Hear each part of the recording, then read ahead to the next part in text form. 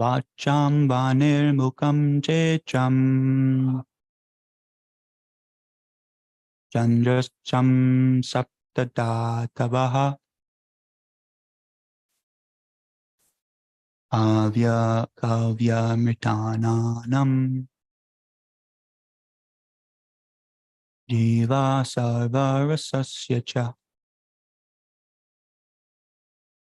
Brahmovacha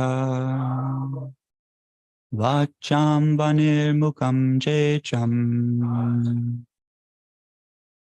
chandrasam saptadatavaha avyakavyamitinanam jiva sarvarasasya cha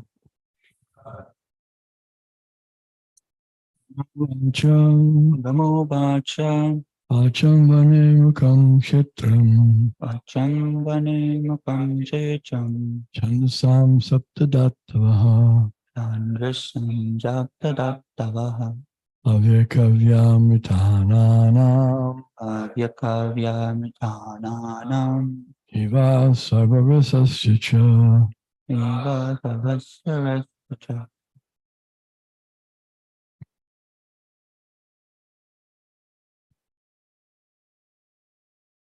Brahmovacha Vachang Vanir Mukang Chetrang Chandasang Saptadatavaha Avyakavyamritananang Jiva Sarvarasasya Cha.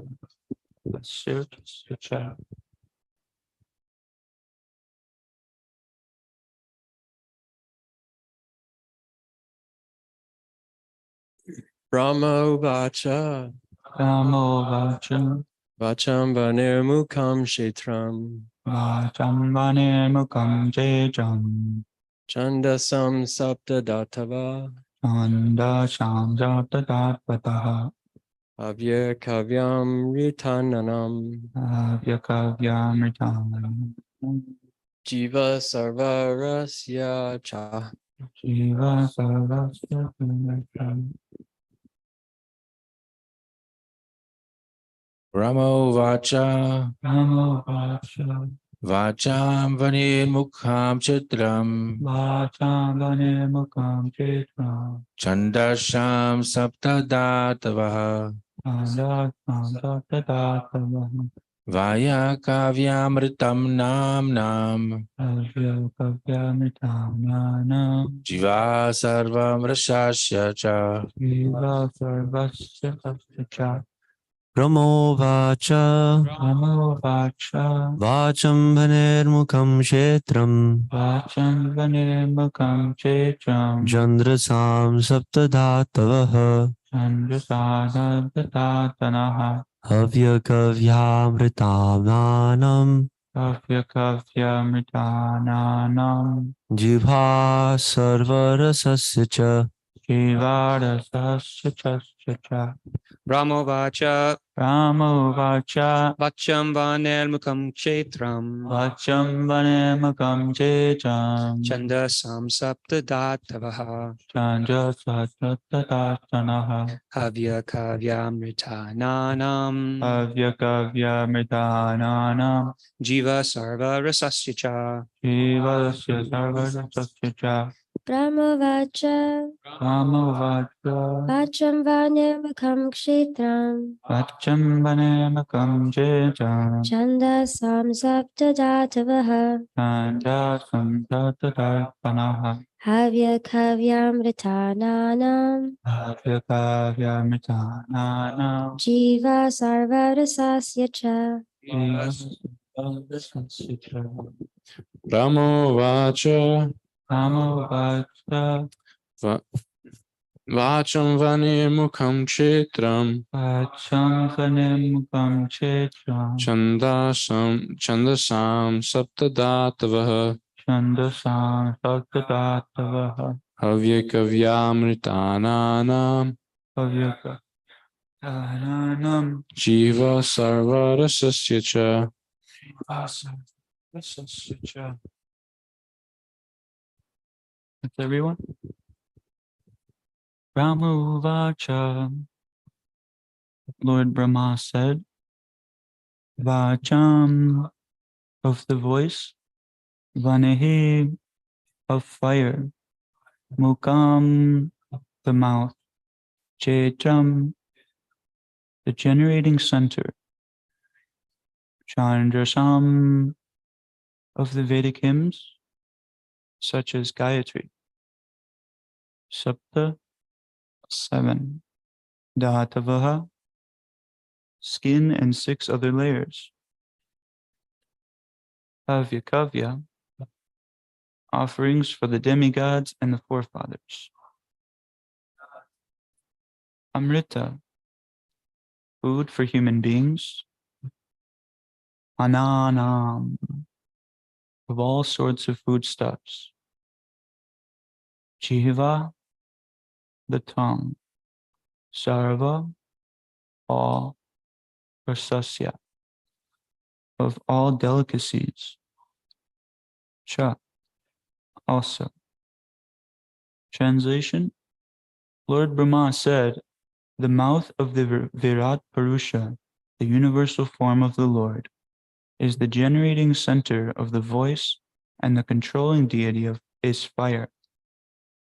His skin and 6 other layers are the generating centers of the Vedic hymns, and his tongue is the productive center of different foodstuffs and delicacies for offering to the demigods, the forefathers, and to the general mass of people.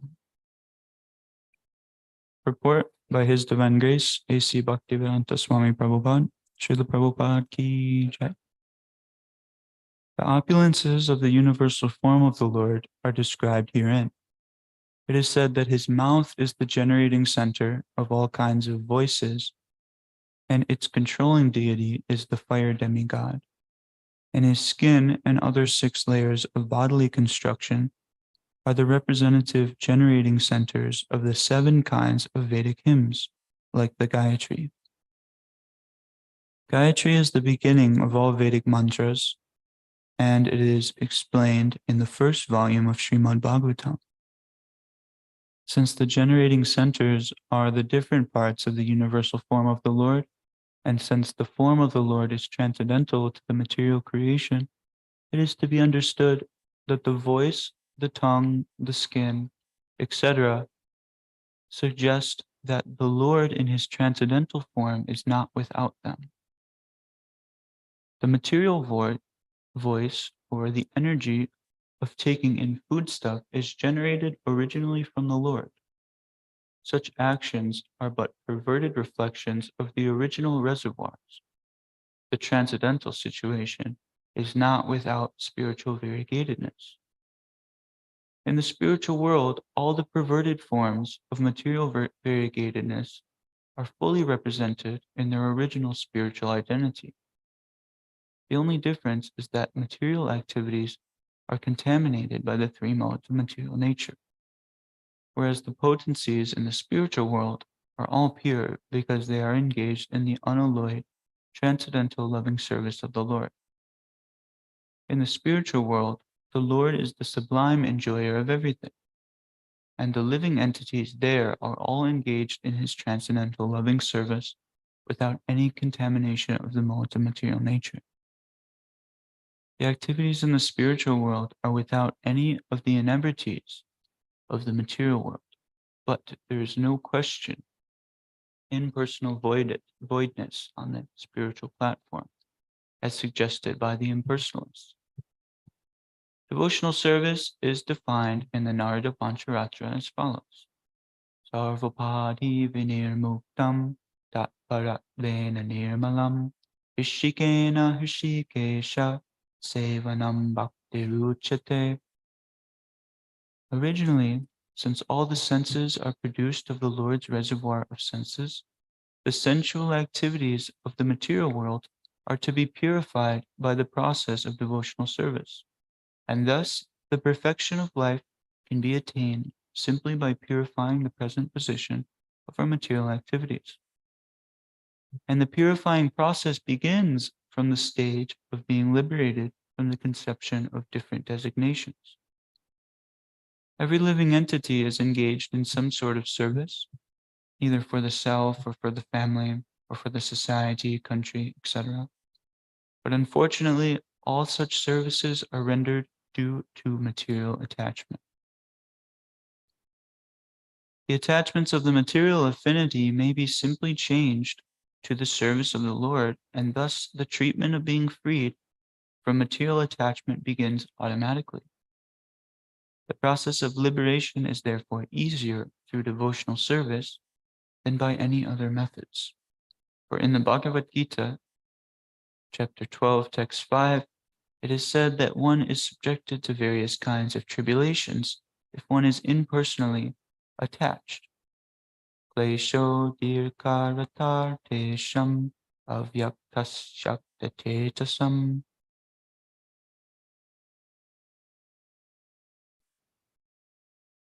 Translation again is Lord Brahma said, the mouth of the Virat Purusha, the universal form of the Lord, is the generating center of the voice, and the controlling deity is fire. His skin and other layers are the generating centers of the Vedic hymns, and his tongue is the productive center of different foodstuffs and delicacies for offering to the demigods, the forefathers, and the general mass of people. Guru Maharaj, would you like to speak on this verse?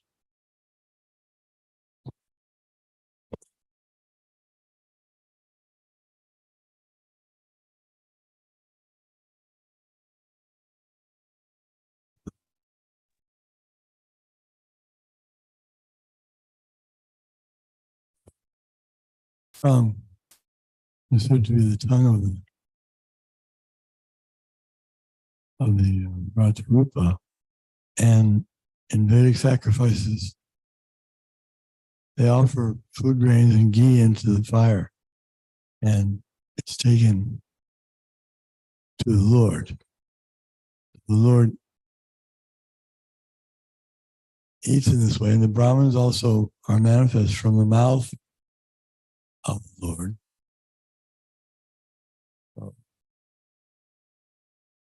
Sometimes it may be difficult to understand how Lord eats, but in the material world, he uses these different elements, material elements, seemingly material elements, but actually for the Lord, nothing is material. Everything, just like the criminal department of a government is as good as any other department. They're all the same. So similarly, the Lord, being all spiritual, he interacts spiritually with everything. But when he does arrange things in the material world, then he has different demigods assisting him to act as interfaces. For example, Lord Shiva is the interface between the material and spiritual. He his consort is Parvati, or the Durga. But Krishna doesn't interact with Durga directly. Krishna interacts with Radharani, or the goddess of fortune, Lakshmi. But when the material world is required, then Lord Shiva takes that position. It's more or less Krishna, but with the exception that he interacts with the material energy. Actually, there's really only one energy, that's the spiritual energy. But when those who want to compete with the Lord, which is illegitimate, then the material world is manifest for their rectification. The material world is a place of rectification for the souls that have deviated from pure devotional service, as described here. Sarvapati vinirmuktam, tatparatpenam nirmalam, Rishikena Rishikesha Sevanam Bhakti. The senses have to become purified by engaging them in the service of Rishikesh. That's Krishna. He's the master of all senses. So how could the master of all senses have no senses? If all of our senses, all the material senses are coming from him, they're servants of the master of all senses. How could he have no senses? He has senses, but they're spiritual. Someone may say, well, how can God have senses if he's spiritual? You have to be on the spiritual platform to realize that. If you're on the material platform, thinking in terms of I am this body, and only what I see and perceive exists and nothing more, nothing beyond that, then you won't be able to, of course you won't be able to receive the Lord's transcendental nature. Naham prakasha sarvasya, yogamaya samavita, udo yam navijanati loko jam, loko mama jamavya. The foolish cannot understand him because they're on the mundane platform. They're thinking in terms of matter.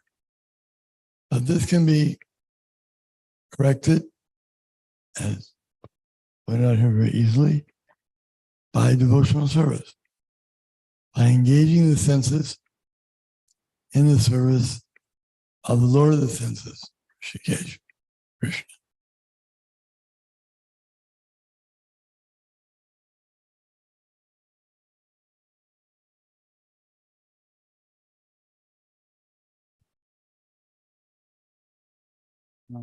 This microphone is dead. It's out of battery.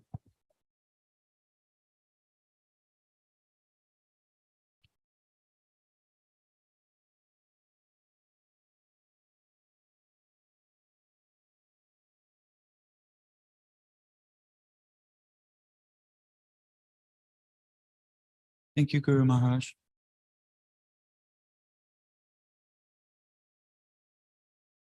Namo.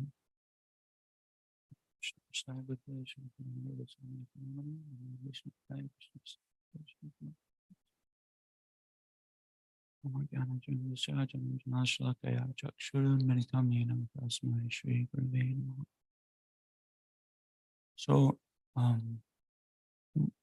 those were some very nice points that you made, Guru Maharaj. A couple comments on them I could make. You mentioned how the comparison between Lord Shiva and Lord Krishna, and how they're very, very similar. But Lord Shiva, he has taken the position where he comes in contact with Durga, or material nature, and that being the difference between the two. So Srila Prabhupada, he gives the example in relation to this of Krishna being like milk and Lord Shiva being like yogurt. milk is non-different than yogurt. Yogurt is non-different than milk. The only difference is that yogurt, it's been introduced a curdling agent to the milk, and then it curdles. So this is compared to Lord Shiva, where he's actually had direct contact with material nature. And this is the primary difference between the two. So we know that Lord Shiva, he is looked at as a special category of Vaishnava. He's the topmost devotee of the Lord. And we have to, in order to get past the material plane of consciousness, the mundane reality that we find ourselves in, we actually, it's not just a matter of negation. It's not just a matter of accepting and rejecting things. It's not just a matter of deeming something to be spiritual and not spiritual, or I can do this or not. Indeed, one who is a little learned in the transcendental knowledge of the Vedas understands that it's not just a process of negation. The impersonalists, they have a process called neti, or not this, not that. And they go about their days speculating on the absolute truth, saying that, trying to the conclusion by saying that something is not this or not that.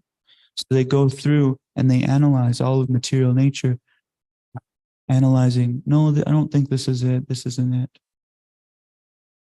So this is not the most direct way to obtain knowledge. Indeed, somebody can go on for millions of years doing this process of negation, and they're not going to come with a factual conclusion. Whereas if you hear from the direct person himself, then you can come to a factual conclusion. Just as if somebody is unsure on who their father is, they can go around asking millions of people, are you my father? Are you my father? No, you don't look like me. But he could just go to his mother and ask who the father is, and that would be much quicker. So that's the direct way of getting knowledge. And this is what's very special about this Vedic literature, because it's directly spoken by the Supreme Personality of Godhead himself. And this voice that he is speaking, and this tongue that he is using to articulate his words,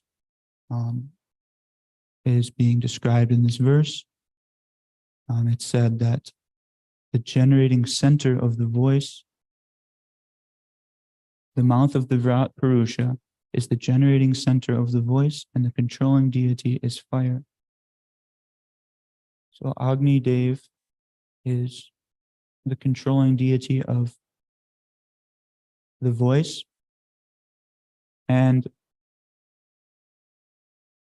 this is the Lord's voice. Understanding the Lord's senses is we can understand it. There's some verses in the Brahma Samhita that help us understand the Lord's senses. One of the verses in it describes how the Lord's senses are interchangeable. So he can taste with his eyes, or he can hear with his voice, like that. Whereas our senses, because they're material, they're limited. Our senses are limited. Our eyes are limited by light being around, and our eyes only can see; they cannot smell. Like that. So our senses are all limited, and the Lord's are not. They're transcendental. And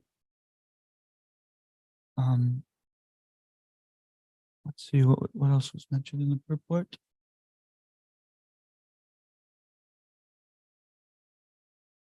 So this Purusha Shukta, these prayers are very important.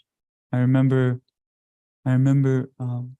in Chaitanya Leela, specifically in the Mahaprakash Leela, these prayers, they were chanted to Lord Chaitanya Mahaprabhu. Lord Advaita Acharya, he led the devotees at Shivas Angam while they were having the kirtan pastimes at nighttime. Advaita Acharya, he actually led the Purusha Shukta prayers, praying to Lord Chaitanya while they were conducting a Maha Abhishek of the Lord. And during this time, Lord Chaitanya Mahaprabhu, he went into a 21-hour ecstasy. And previously, aside from this time, he would exhibit some ecstatic symptoms, but there would always be some kind of excuse, or they would be very short-lived. For instance, for some time in his childhood, he was saying that he has a wind disorder, so he could exhibit these ecstatic symptoms and nobody would question, what's going on. So the Lord, he was hiding these ecstatic symptoms, and this Mahaprakash Lila was the first time that he openly took on the mood of Vishnu and was ecstatically taking on the mood of God amongst his devotees.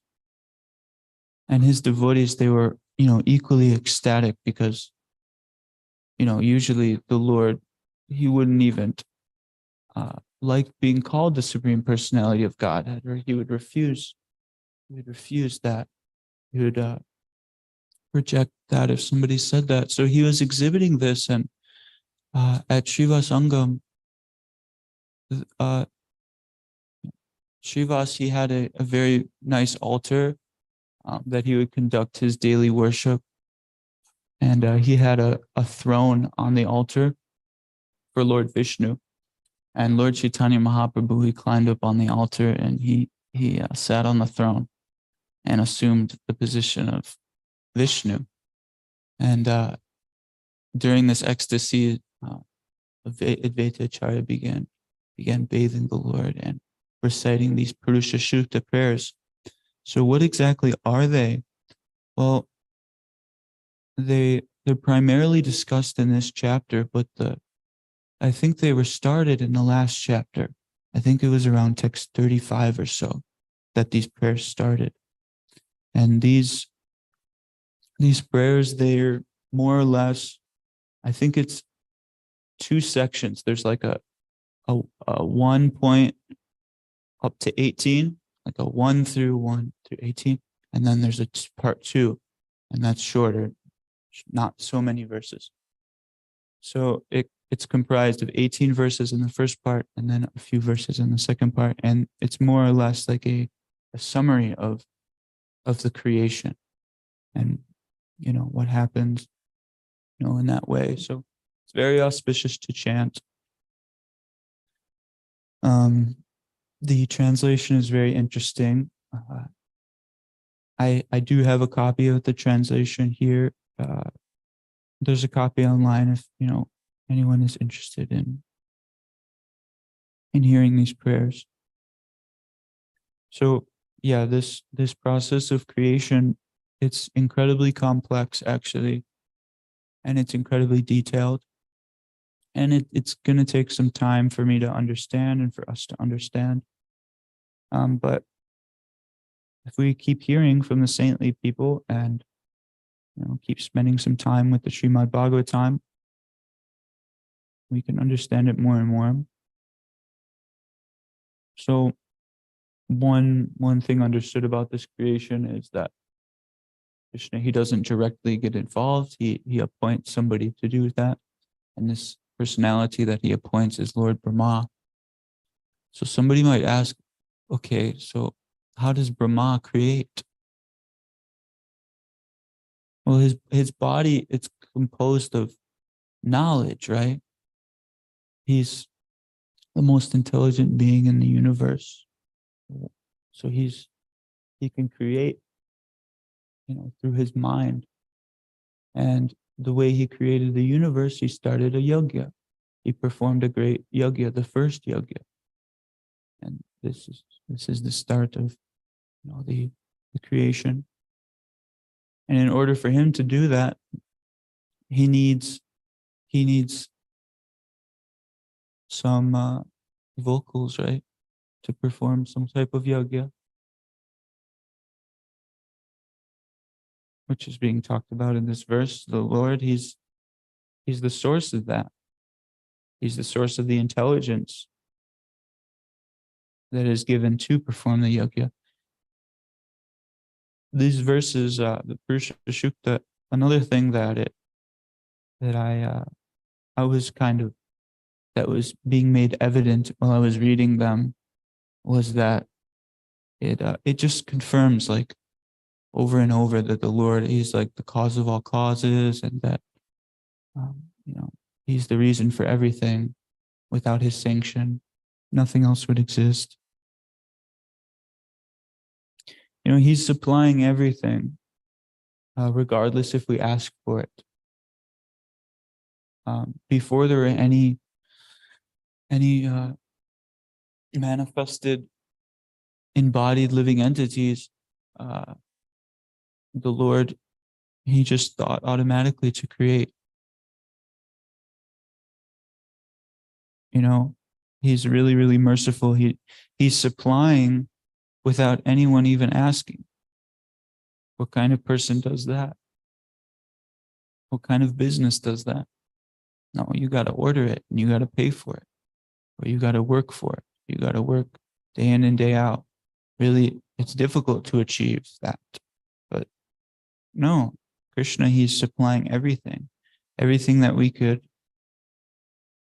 Everything to maintain our body is automatically supplied by the Supreme Personality of Godhead. Regardless of if we ask for it or not. So the unintelligent people, or I should say less intelligent people, because they're still intelligent because they're praying to God and they believe in God, but they're a little less intelligent because they're asking him for bread, and they think that that's a major milestone in spiritual life, is to ask God for bread before they eat. But in actuality, if they had a little more knowledge, they would know that God's going to give them bread automatically. They don't need to pray for it. And he personally carries what the devotees lack. Not only he supplies everything we need to maintain our bodies, but if the devotee has some type of desire, he will provide that devotee, with that desire. Or person, anyone, he's fulfilling all the desires of the living entities, but specifically the devotees, he's personally carrying what they lack. There's that really nice story that's coming to mind. I haven't heard it in quite some time, so I might not remember the details, but there's that Brahmana who, he's a South Indian Brahmana. He was going about his worship and bhajan, and he was reading Bhagavad Gita, and he came across that verse in Bhagavad Gita, and he couldn't really understand how the Lord was personally coming and supplying the necessities, So he was really having trouble understanding this, and he ended up fasting, and he went down to the river to take his bath, and his wife was left home, and they had no food in the house or anything. And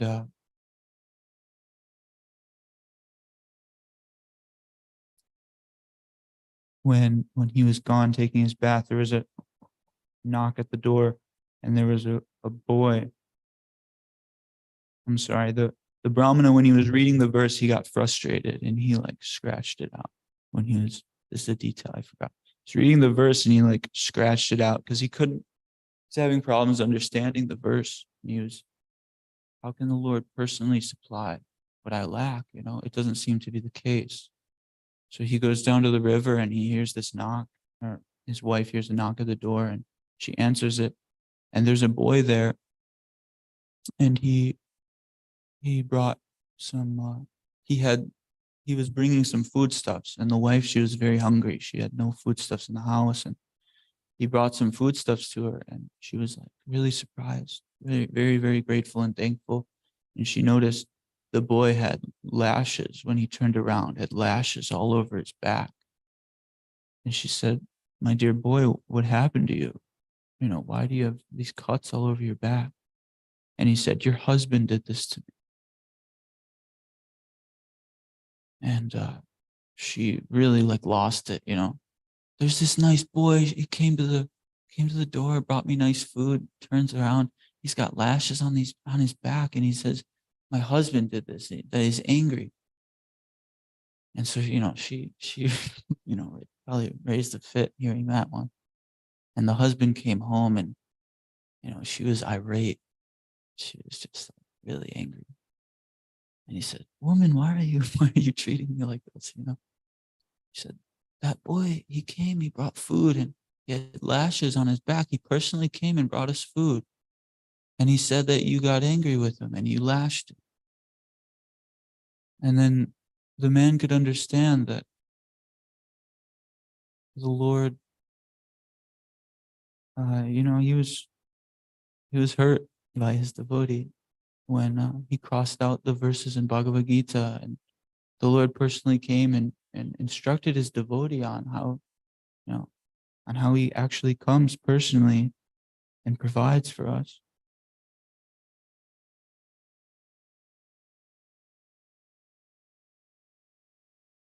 So, does anyone have any questions or comments? Sorry if I butchered the story a bit. I hadn't heard it in a while, but I hope we got the point. That's probably.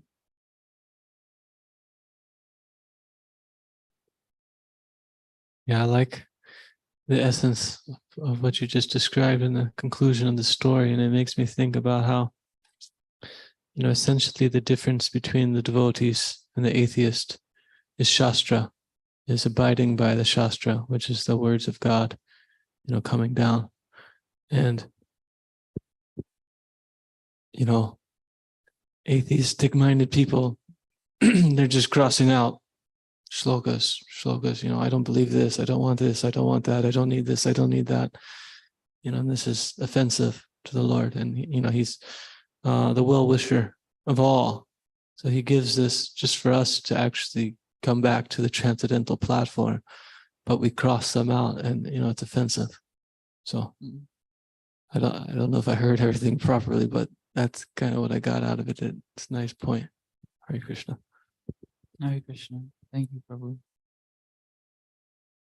Thanks for the much needed clarification. Purport. Hey, Srimad Bhagavatam ki jai.